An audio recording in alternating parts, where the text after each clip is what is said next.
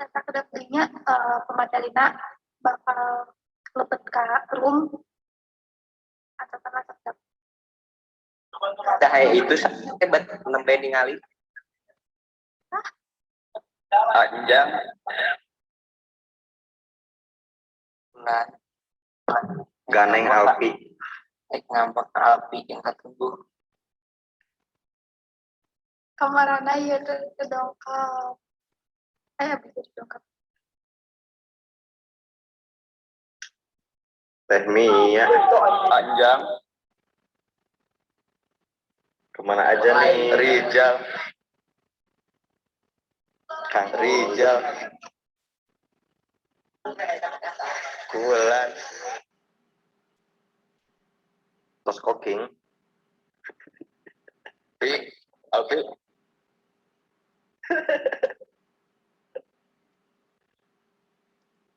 Eta jenazah nembe naringal cenah tenu panghandapna mah.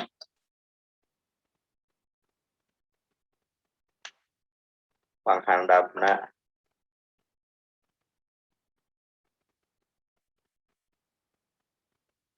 saha itu teh. Jadinya gerakan tambahan juga naik.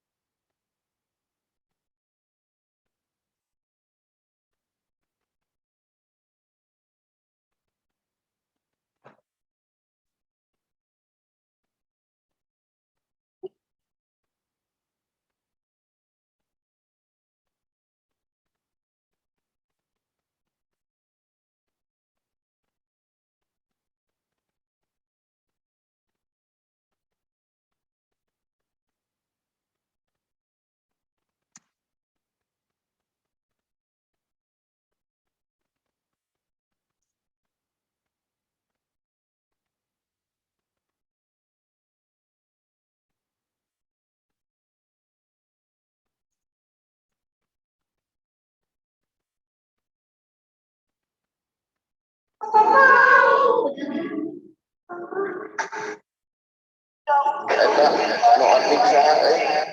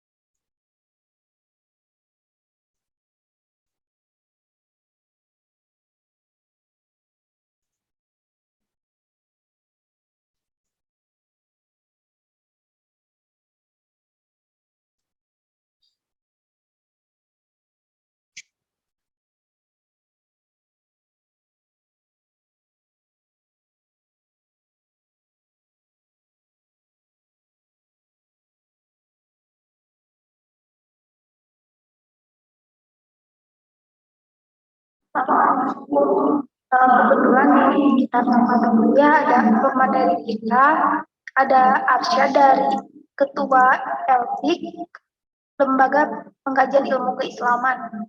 Nah, yang untuk malam ini kita akan membahas mengenai sastra sebagai media kritik. Nah, mari kita mulai ya, silakan teman-teman untuk bisa on cam, biar saling mengenal juga ya sama yang lain. Barangkali kan di sini banyak eh, calon anggota Himaka yang baru gitu.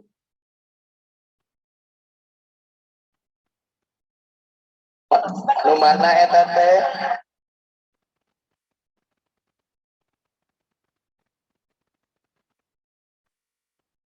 Mulai. Mangga Amemet menuju hataman Quran 30 menitnya. Bismillahirrahmanirrahim.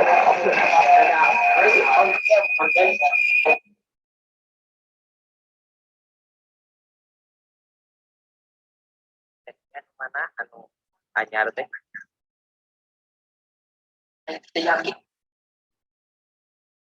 Cobi atuh nu anyar kenalan heula. Si rada elegan atuh teh.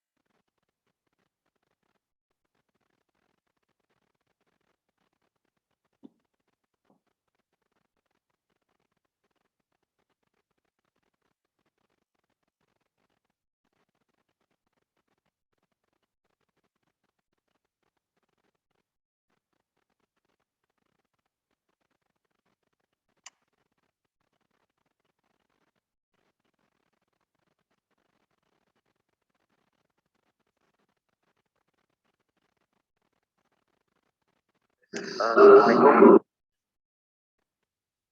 Waalaikumsalam. Waalaikumsalam. Nah, Tadi telah bacaan beres.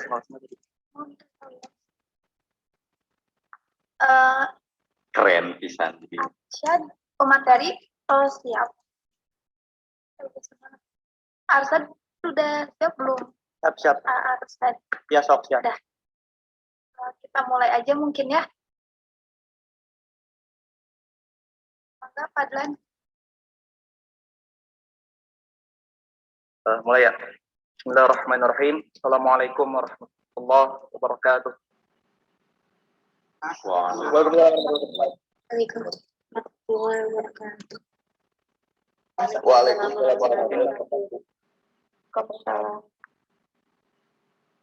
Innal hamdalillah nahmaduhu wa nasta'inuhu wa nastaghfiruh wa na'udzu billahi min shururi anfusina wa min sayyiati a'malina may yahdihillahu fala mudilla lahu wa may yudlil fala hadiyalah. Asyhadu an la ilaha illallah wahdahu la syarikalah wa asyhadu anna sayyidana Muhammadan abduhu wa rasuluhul ladzi la nabiyya ba'dah.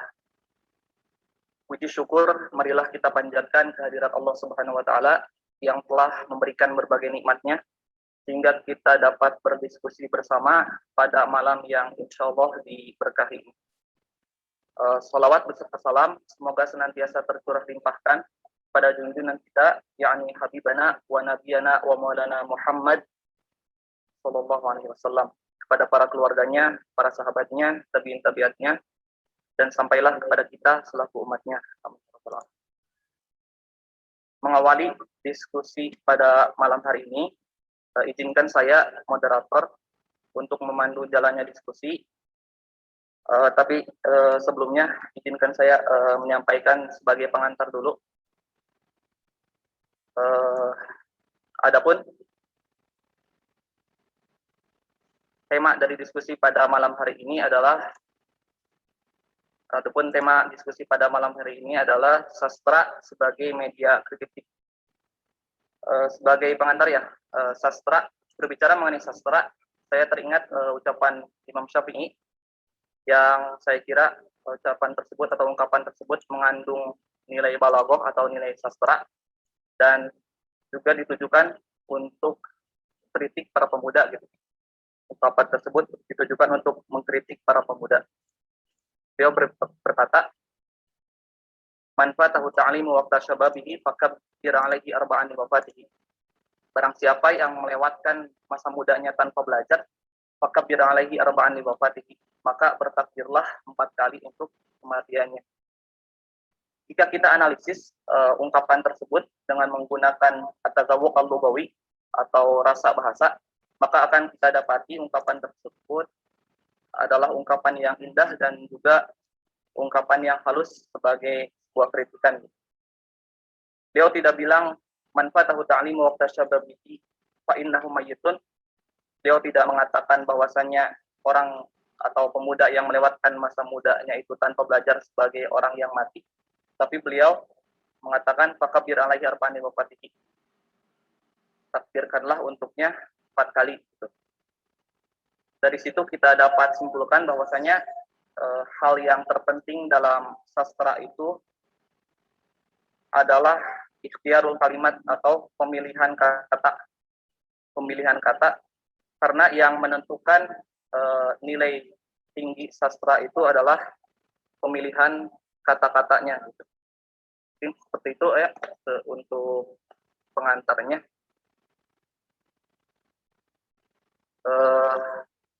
Selanjutnya untuk mengefektifkan waktu, kita langsung saja ke acara inti, tapi sebelumnya kita buka acara ini dengan membaca basmalah terlebih dulu. Bismillahirrahmanirrahim. Langsung masuk ke acara inti, yaitu diskusi mengenai sastra sebagai media kritik. Tapi sebelumnya saya ingin membacakan terlebih dahulu CV dari pemateri kita hari ini. Nama Muhammad Arsyad Fauzi Azharuddin, tempat tanggal lahir Bandung 12 Juli 1999, alamat Bapak Sufi nomor 16B, hobi membaca, menulis, melamun. Kemudian moto hidupnya, tiada motivasi selain kesadaran diri. Adapun riwayat pendidikannya, pertama SDN 3 Gra 1, kemudian SMP Assalam Bandung, kemudian SMAN 7 Bandung, dan sekarang UIN Sunan Gunung Jati Bandung di jurusan Sejarah Peradaban Islam. Adapun untuk pendidikan non formalnya yaitu Kritika Agrarian Studies of Indonesia tahun 2021 angkatan ke-7 di Agrarian Research Center. Untuk selanjutnya pengalaman organisasi, pertama sebagai Rohis Masjid Al-Muhajirin, kemudian Karang Taruna RW 4, kemudian Hoki SMAN 7 Bandung, OSIS SMAN 7 Bandung 7 angkatan ke-44, kemudian Satuan Pelajar Progresif, kemudian Jaringan Anak Sastra, selanjutnya Media Peradaban, dan sekarang beliau sebagai Ketua Lembaga Pengkajian Ilmu Islaman. Seperti itu. CV moderator telah saya bacakan. Untuk mengefektifkan waktu, saya CV moderator. CV materi sudah saya bacakan. Untuk mempersingkat waktu, saya persilahkan kepada pemateri untuk menyampaikan materinya. Mangga, Kang Arsyad.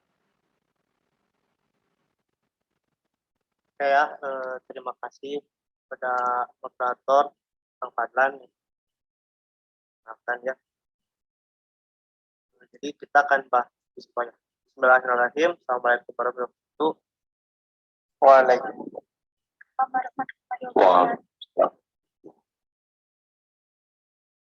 Di sini sebelumnya terima kasih kepada kawan-kawan di Maka yang menyelenggarakan diskusi ini gitu ya, sangat menarik juga gitu. Sastra sebagai media kritik. Ini langsung aja ya. Mangga. Ya langsung mulai aja ya. Cara sastra sebagai media kritik itu sampai hari ini pun sering dilakukan gitu, akan melalui atau dari isinya, dan juga dibacakan saat orasi atau mimbar bebas dan lain sebagainya gitu. Maaf harus on cam ya. Tahu gak usah.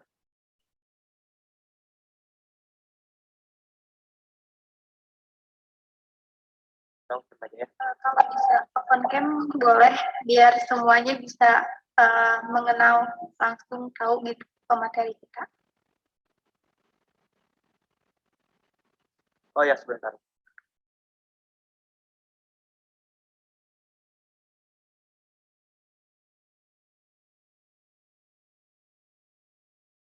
Tapi ya agak gelap. Nah, jadi sastra sebagai media kritik tentu banyak sekali dilakukan di berbagai ini, dan kritiknya pun banyak ke berbagai apapun. Misalnya kalau di gerakan mahasiswa bisa aja dibacakan ketika lagi aksi, atau dari isinya pun banyak, ya, misalkan PS Rendra atau Puji Tukul itu sangat seringkali menghajat pemerintah. Tapi perlu dipahami juga bahwa harus sebelum mengkritik itu harus paham dulu apa permasalahan yang harus dikritik dulu. Dan kalau berbicara hari ini, selalu dinilai kritik melalui sastra itu selalu menghajat pemerintah. Malah nggak begitu juga gitu. Kalau misal saya pakai sudut pandang sastra Marxis, itu sastra itu akan terbagi dua. Ada sastra yang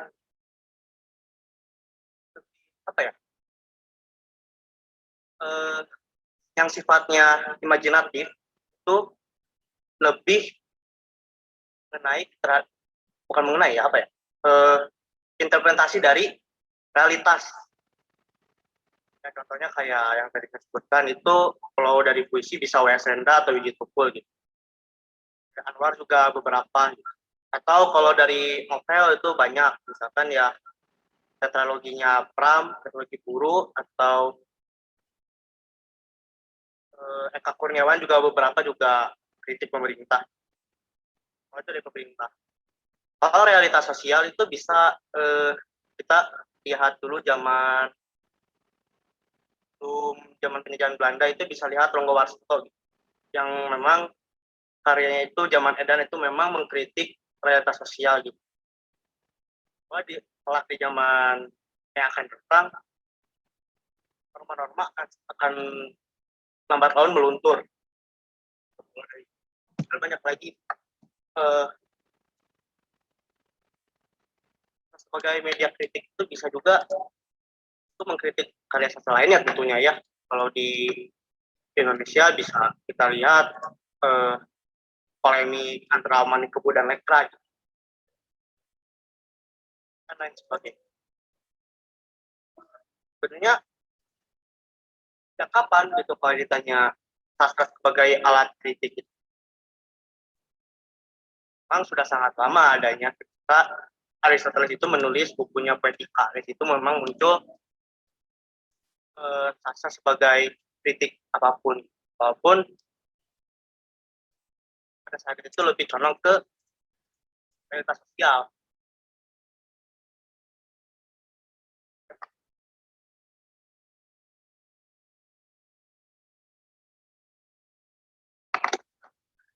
Dan juga di Indonesia memang zaman kerajaan sastra itu adalah fungsinya untuk menghibur kalangan bangsawan misalnya. Setiap paginya itu selalu dibacakan syair-syair yang memuja kerajaan tersebut oleh pujangganya tersebut. Itulah orang seperti Hamzah Mansuri misalkan, atau ya tadi yang saya sudah sebutkan Ronggo Warsito atau Mustafa yang dari Garut. Karya-karya sastra memang kalau kita melihat Hamzah Mansuri misalnya lebih ke tasawuf mungkin, tapi sisi lain juga mengkritik juga tentang pemahaman yang sebenarnya keliru dari ajaran Islam, terutama yang menganggap bahwa tarekat itu sesat misalnya. Atau mengkritik juga bagaimana cara dekat kepada Tuhan itu seperti apa. Memang teman itu banyak juga tarekat itu dianggap sesat. Tuhan itu hanya jalur syariat saja gitu. Bahkan kalau menurut Hamzah Mansuri, beberapa dari karya sastra itu ya harus melebihi dari syariat itu sendiri.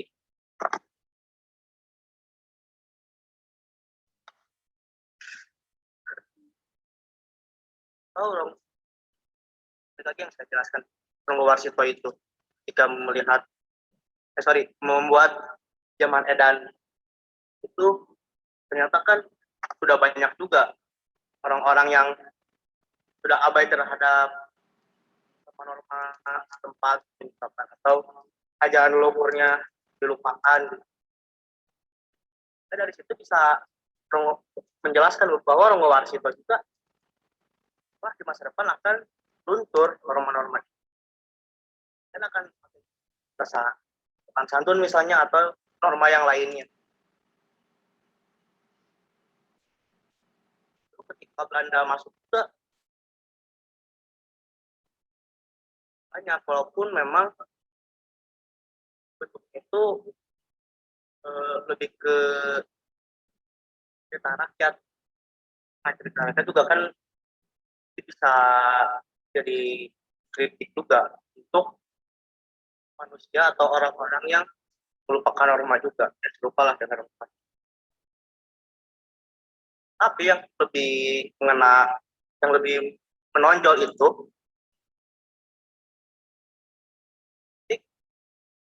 melalui medianya sastra itu awal pergerakan. Bahkan kayak dari Anwar dengan puisinya dari Karawang Bekasi misalkan itu memang menceritakan diculuknya Soekarno ke Rengas Dengklok. Tapi perlu dipahami juga itu bukan kritik terhadap penjajah Belanda juga gitu. Terus sampai Orde Lama juga masih muncul juga beberapa sastrawan yang memang nantinya jadi cikal bakal menikmati itu kayak Nurul Muhammad, Jasin dan lain sebagainya. Kritik pemerintahan Orde Lama kayak gimana walaupun memang seperti beredar juga oleh Soekarno.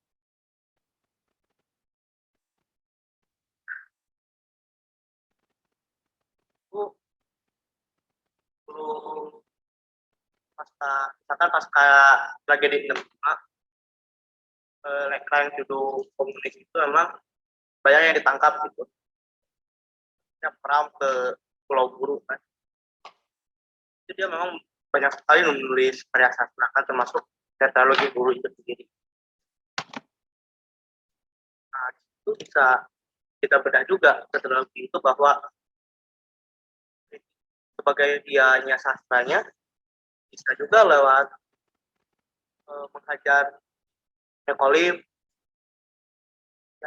atau imperialisme misalkan, karena itu terutama di bumi manusia ya jelas sekali bahwa sosok Minke itu menghantam kolonialisme kan. Oh, itu juga bisa juga melihat mengkritik juga bahwa kultur Jawa itu yang sudah sangat kuno sehingga memang sudah kurang relevan. Nah, kalau di tadi bumi manusia, nah sekarang kalau di teori yang kedua itu anak bangsa, itu bisa melihat bahwa Minke itu bisa disimbolkan sebagai kritik terhadap pabrik-pabrik gula yang sewenang-wenang terhadap petani. Itu kan bisa dari situ sastra juga mampu untuk mengkritik seperti land grabbing atau pelepasan tanah atau juga petani misalkan hal yang seperti itu. Nah, pada saat Orde Baru juga itu yang paling menonjol kan ya Puji Tumpul kan, puisinya memang sangat mengkritik rezim Soeharto, bahkan sampai akhirnya juga hilang kan beliau. Nah, sampai dari reformasi sampai sekarang mungkin sangat jarang sekali gitu ya sasar sebagai media kritik itu agak redup, jadi kata seperti itu. Mungkin karena sudah bebasnya berekspresi gitu, kritik sudah lumayan bebas juga bila dibandingkan dengan Orde Lama baru. Walaupun masih ada aja para sastrawan yang mengkritik pemerintah misalnya itu melalui karya sastra kan. Bisa dilihat sudah Kak Kurniawan kan atau di bukunya Muhyiddin juga yang Tuhan Izian Aku Melacur juga kan itu juga mengkritik bahwa ternyata ulama kiai juga sering gitu soal di luar apa atau ya sering Cina lah. Jadi memang banyak sekali gitu hal apapun yang dikritik melalui sastra itu bisa berbagai hal gitu. Yang saya tadi uraikan itu mungkin contoh-contoh seniman dan beserta karya-karyanya sebagai bukti bahwa sastra itu bisa mengkritik apapun. Kan kalau misalkan kita lihat civilisasi tadi kan itu justru kritik terhadap norma-norma yang kaku atau saya juga mengkritik motivator-motivator yang belum bahkan Tetapi itu kalau dianalisis karya sastra itu agak lumayan esensialis sekali. Itu juga Sutardi juga mampu menjelaskan bagaimana ekspresi sebebas-bebasnya atau bahkan mengkritik ekspresi dirinya sendiri itu juga bisa dalam sastra. Terutama di puisinya yang judulnya Satu. Itu memang sangat mengena sekali. Nah, kalau ditanya apakah relevan tidak sastra sebagai alat kritik, tentunya sekarang memang relevan saja sebagai pemuka ekspresi. Walaupun memang resikonya setelah hari ini mungkin kalau sudah terlalu tantang kan bisa saja resikonya direpresif. Nah, hal inilah menciptakan bahwa sastra itu harus dibersihkan yang seperti itu. Bahkan kata WSMB juga, jika politik itu kotor kan sastra lah yang membersihkannya gitu. Bahkan jurnalis yang direpresi juga kan sastra lah yang melawannya gitu, yang mengkritiknya gitu. Bila jurnalis itu direpresif apa?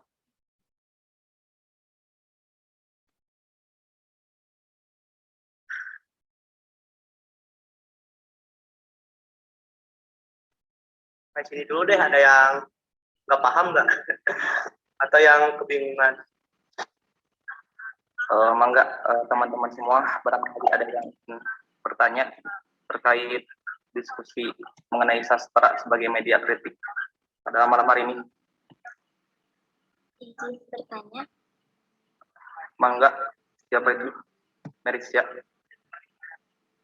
Baik, terima kasih atas kesempatannya. Perkenalkan, nama saya Merisya Pandini dari Angkatan 2020, izin bertanya. Berbicara mengenai kritik gitu ya, terutama dalam hal politik, sosial, ekonomi, dan lain sebagainya di Indonesia, bahkan di negara lain pun itu tidak dapat atau tidak pernah ada habisnya gitu. Bahkan banyak orang yang berpendapat bahwa semakin kesini itu banyak sekali propaganda dan isu yang dipantik oleh oknum penguasa gitu ya, yang cenderung lebih beragam atau lebih variatif.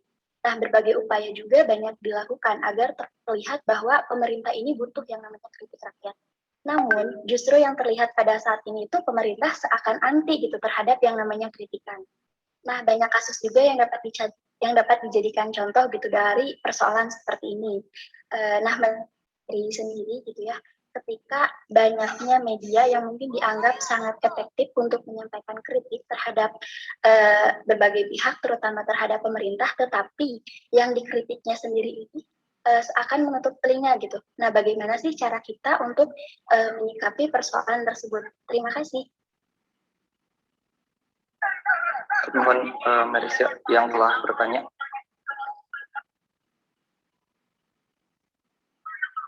Bagaimana tanggapannya dari pemateri?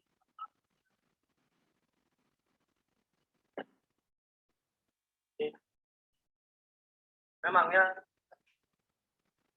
sebetulnya kritik apapun, melalui apapun, kali diberedel misalkan oleh pemerintah. Termasuk yang menuliskan karya sastra sendiri gitu.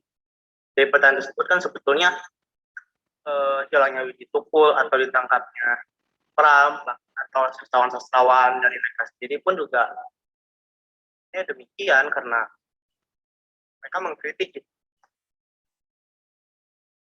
Sebetulnya kalau di sini bagi saya sendiri pemerintah itu sendiri gitu, kenapa harus takut dengan karya sastra gitu? Justru bagi saya sastra itu adalah hal yang paling lembut untuk mengkritik. Karena akan kalau misalkan debat ilmiah ya itu juga memang harus, kan nggak halus masalah. Nah, karya sastra yang sebetulnya yang paling halus, walaupun memang isinya dikenakan bisa dikatakan kasar isinya atau sangat frontal atau bagaimana kan, itu sebenarnya tidak bisa dikatakan kasar juga. Karena jika misalkan bentuknya puisinya itu, misalkan ya puisi, saya contohkan puisi itu mengkritik pemerintah, misalkan presiden, kan itu menjadi pemerintah nggak bisa langsung menegur bahwa mereka itu sedang mengkritik atau menghina lah presiden itu sendiri.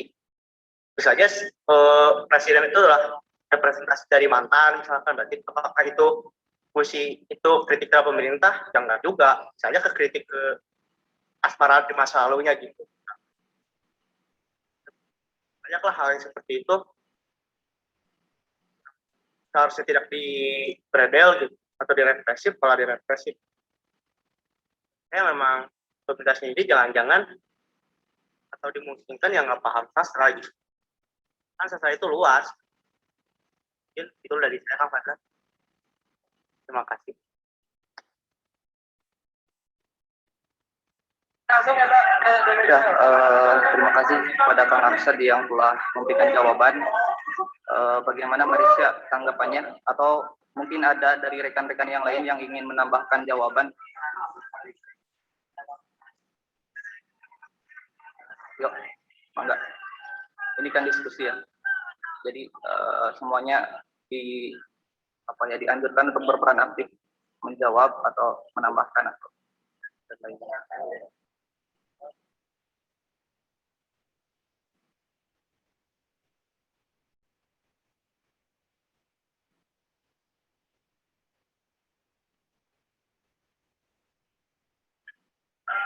Atau sebelum itu ada tanggapan dari penanya, dari Marisha, bagaimana, apakah sudah terjawab atau belum? Izin masuk Bapak Moderator, izin bertanya kembali ya. Lalu bagaimana gitu cara menghilangkan ketakutan atau keraguan pada saat kita akan memberikan kritik, baik itu melalui media sastra dan yang lainnya, karena seperti yang kita tahu gitu ya, apalagi kemarin lagi ada demonstrasi mengenai evaluasi dari kepemimpinan presiden gitu ya. Nah kan banyak sekali orang yang menyalurkan kritikannya, dan nggak sedikit juga orang yang menyalurkannya melalui media sastra. Nah sedangkan yang saya alami atau misalkan yang teman-teman saya alami juga gitu ya, bahwa banyak dari mereka yang masih ragu, banyak juga yang dari mereka merasa takut gitu untuk menyampaikan kritikannya. Nah, ada nggak sih kayak tips atau misalkan saran gitu untuk menghilangkan keraguan tersebut? Terima kasih. Terima kasih Marisha yang telah memberikan pertanyaan. Jadi inti dari pertanyaannya itu bagaimana mengatasi rasa takut untuk memberikan kritikan ya, khususnya dengan menggunakan sastra terhadap pemerintah gitu. Itu ya. Tanggapannya dari materi bagaimana? Ya,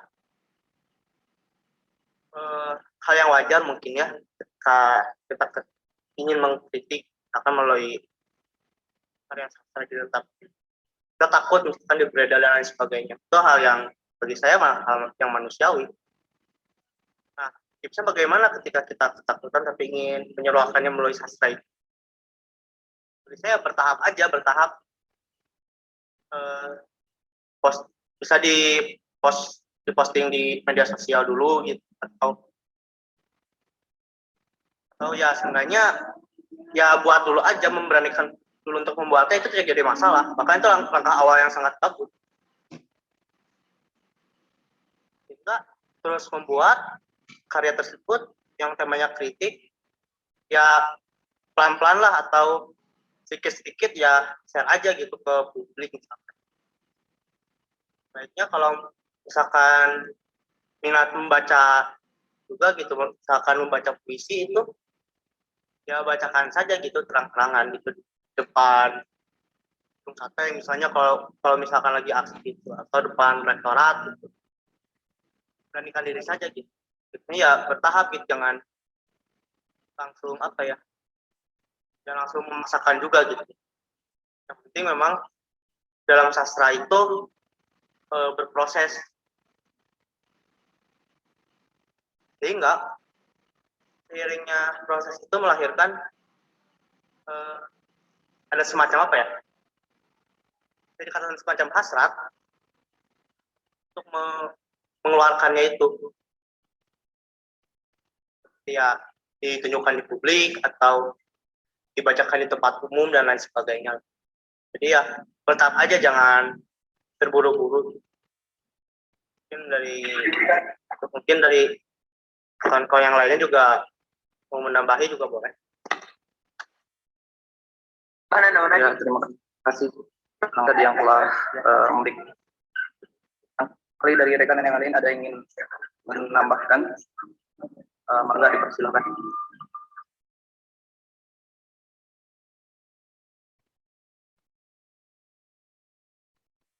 Atau sambil menunggu rekan-rekan yang lain menambahkan, izinkan saya untuk sedikit mengenai mengatasi rasa takut ketika kita memberikan kritikan khususnya kepada pemerintah, ya seperti itu.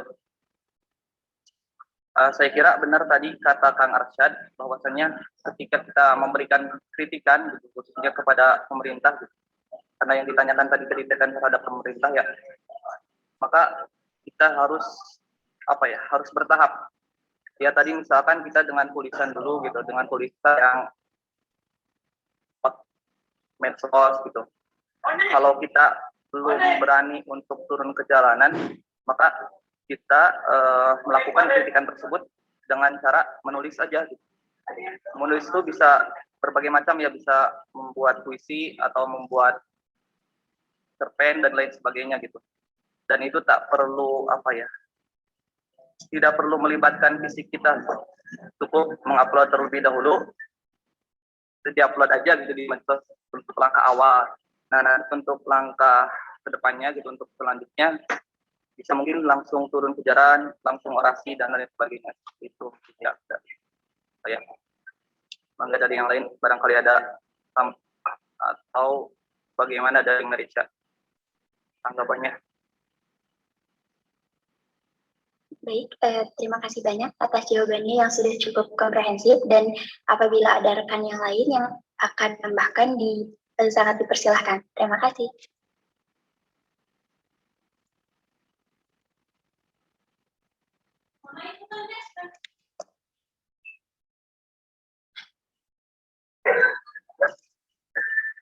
Kalau tidak ada, mungkin bisa dilanjut saja pemateri. Ada, mangga. Siapa? Izin bertanya. Sebelumnya perkenalkan, nama saya Rizka Fitriani dari angkatan 2020. Pertanyaan saya, seberapa efektif kritik melalui media sastra untuk suatu permasalahan, misalnya permasalahan dengan pemerintahan dan sebagainya? Terima kasih. Terima kasih kepada saudari Rizka yang telah memberikan pertanyaan. Untuk jawabannya akan dijawab oleh pemateri. Berapa efektifnya gitu kritik melalui karya sastra pada pemerintah? Kalau bagi saya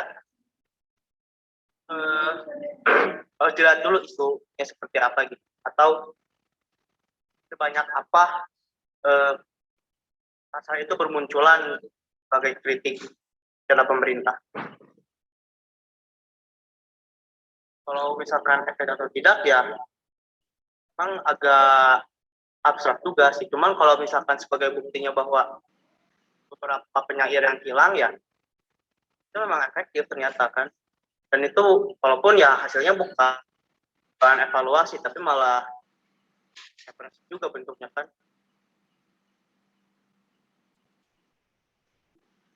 Terus ya memang mana isunya dulu.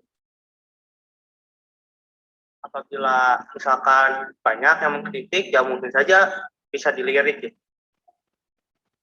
Atau misalkan satu penyair gede misalkan, bisa saja jadi bahan timbangan juga gitu terhadap pemerintah misalkan. Tadi saya tanggapi ya dari tambahannya Kang Fadlan gitu.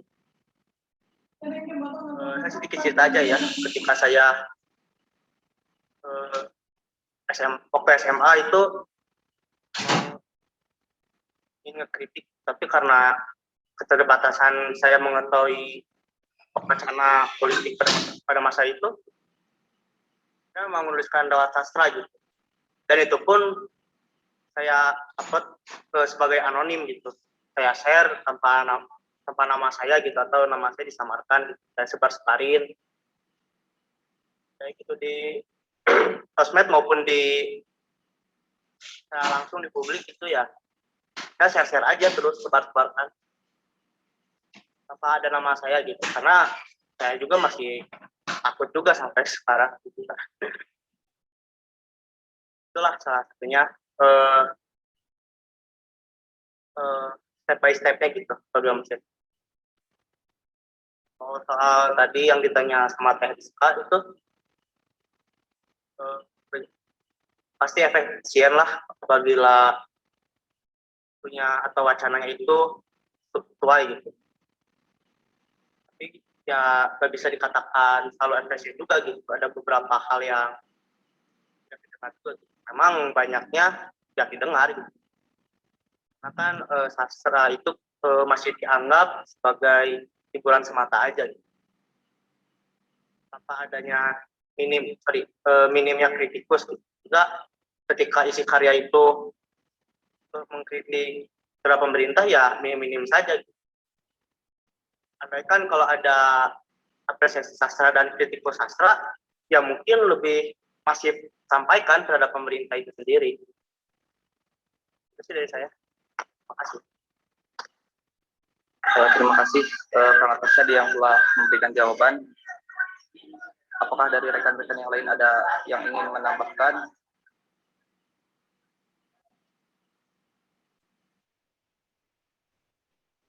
Atau bagaimana dulu dari Rizka tanggapannya?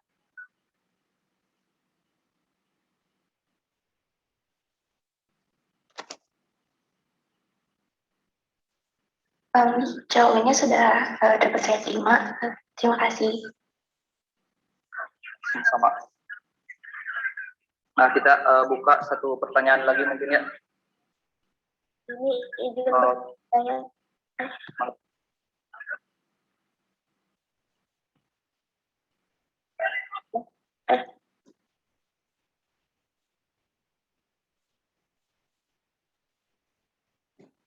Mangga Teh Juni. Bismillahirrahmanirrahim. Sebelumnya, perkenalkan nama saya Dinda Rahmawati dari Himaka Angkatan 2020.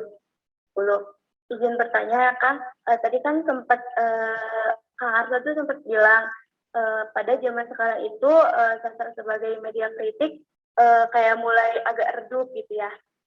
Nah, pertanyaannya, mengapa bisa dikatakan demikian? Maksudnya hal apa yang membuat sastra ini, sastra sebagai media kritik ini mulai meredup gitu. Terima kasih. Terima kasih Teh Dini yang telah memberikan pertanyaan. Mangga langsung dijawab saja mungkin. Ya.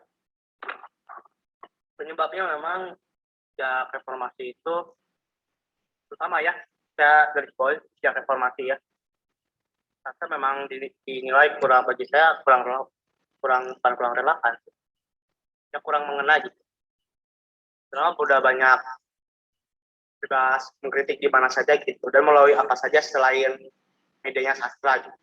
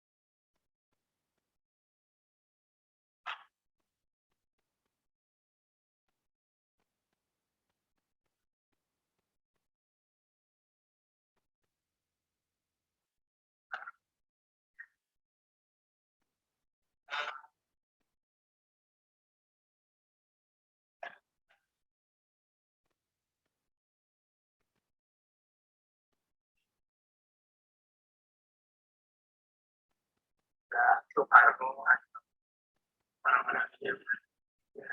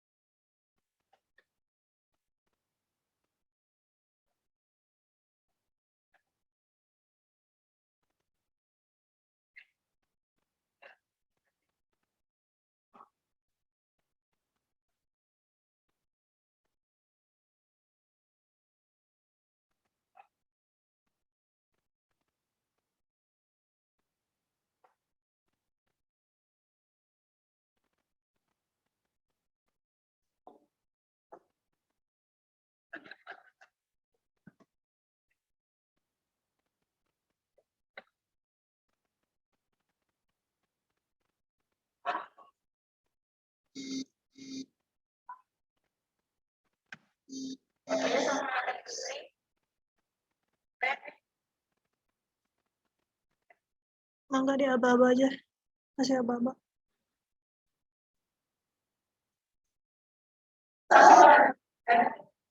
Mangga tuh on cam semuanya.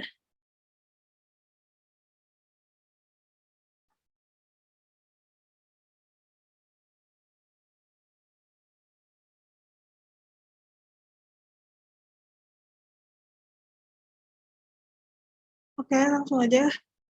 1, 2, 3. Oke. 1, 2, 3. Oke, udah.